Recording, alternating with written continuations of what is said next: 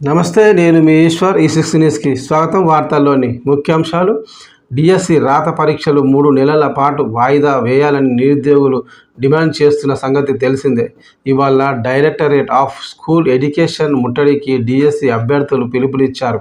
దీంతో భారీ సంఖ్యలో డిఎస్సి అభ్యర్థులు స్కూల్ ఎడ్యుకేషన్ కార్యాలయం వద్దకు చేరుకున్నారు.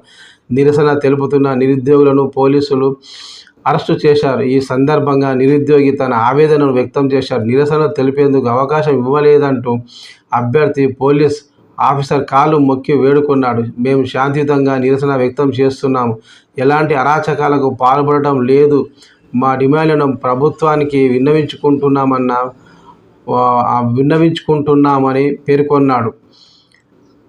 ఇక డైరెక్టరేట్ ఆఫ్ స్కూల్ ఎడ్యుకేషన్ కార్యాలయం వద్దకు చేరుకున్న ప్రతి అభ్యర్థిని పోలీసులు అరెస్టు చేసి వివిధ పోలీస్ స్టేషన్లకు తరలించారు. దీంతో అక్కడ ఉద్రిక్త వాతావరణం నెలకొంది. పోలీసులు భారీగా మోహరించారు.